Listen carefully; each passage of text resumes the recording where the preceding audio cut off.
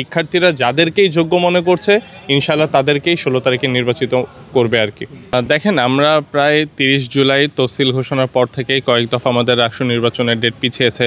আমরা শুরু থেকেই সকল প্রার্থীরা চেষ্টা করেছি আমাদের জায়গা থেকে সর্বোচ্চটুকু চেষ্টা করার, এবং গতকাল রাত 12টার দিকে আমাদের প্রচারণার সময় শেষ হয়েছে।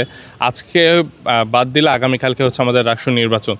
তো এই দীর্ঘ সময়ে আমরা শিক্ষার্থীদের কাছে গিয়েছি, শিক্ষার্থীদের কাছ থেকে ইতিবাচক সাড়া পেয়েছি, এবং ক্যাম্পাসে যে এখন রাষ্ট্র কেন্দ্রিক আমেজ সেটি আসলে ক্যাম্পাসের পরিবেশকে অন্য মাত্রায় নিয়ে যাচ্ছে। তো আজকে যেহেতু আমাদের কোনো প্রচারণা নাই, আমরা মানসিকভাবে প্রস্তুত হচ্ছি, কারণ দীর্ঘ 35 বছর পরে আগামীকালকে রাষ্ট্র নির্বাচন। এই নির্বাচন যাতে সুষ্ঠু এবং গ্রহণযোগ্য হয়, সেই জায়গা থেকে আমরা যেমন নিজে একটু সামনে এগিয়ে আসবো, নির্বাচন কমিশন, তারপর প্রশাসন এবং সংশ্লিষ্ট সকল ব্যক্তিবর্গকেও আহ্বান জানাবো যে আমরা সকলে মিলে যেতে একটি গ্রহণযোগ্য রাষ্ট্র নির্বাচন বাস্তবায়ন করতে পারি। তো সেই জায়গা থেকে আসলে আমরা যারা প্রার্থী রয়েছি তাদের তো অবশ্যই একটু মানসিক চাপ রয়েছে যে কালকের ফলাফল কি হবে।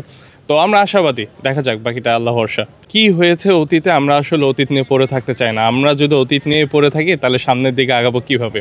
তো যে অভিযোগগুলো এসেছিল বা ওগুলোর কি হয়েছে এগুলো সবাই আপনারা জানেন। আমরা চাই আজকে এবং আগামীকালকে নির্বাচনের পরে ভবিষ্যতে আমরা কি করব সেই পরিকল্পনাগুলো করতে, এবং আমরা যারাই বিজয়ী হই, যারাই পরাজিত হই, আমরা সকলে মিলে যাতে কাঁধে কাঁধ রেখে ক্যাম্পাসের স্বার্থে কাজ করতে পারি, এটি আমার আহ্বান থাকবে আর কি। দেখেন, আমরা শুরু থেকেই যে জিনিসটা বলে এসেছি যে বিশ্ববিদ্যালয় একটি ওপেন প্লেস, এখানে প্রত্যেকের মতাদর্শ অনুযায়ী চলবে।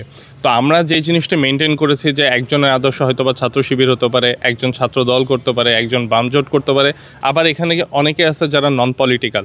তো আমরা আসলে রাজনৈতিক মতাদর্শের মাধ্যমে কাউকে ভেদাভেদ না করে সকলে মিলে কাজ করেছি, যার ফলে দেখেছেন যে আমাদের মধ্যে যে সৌহার্দ্যপূর্ণ আচরণ এবং পরস্পরের মধ্যে যে ভ্রাতৃত্ববোধ, এগুলোই আসলে আমাদের কাজ করার অনুপ্রেরণা জাগিয়েছে।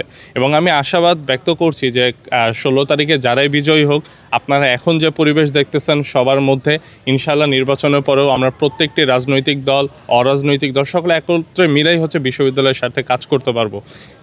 শিবিরায় ক্যান্টনমেন্ট রাজশাহী বিশ্ববিদ্যালয়কে বলা হয়, এটি আসলে আমরা বলতে চাই না।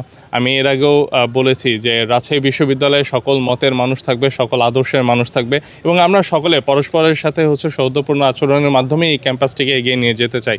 এই জায়গা থেকে প্রত্যেকের আইডিওলজি ফলো করবে। এই জায়গাতে আসলে আমি মনে করি যে এই ধরনের কোনো আশঙ্কা নাই। ছাত্র শিবিরের ক্যান্টনমেন্ট বলুক বা অন্য যে ধরনের কথাগুলো, এগুলোর ঊর্ধ্বে উঠে শিক্ষার্থীরা যাদেরকেই যোগ্য মনে করছে ইনশাআল্লাহ তাদেরকেই 16 তারিখে নির্বাচিত করবে আর কি।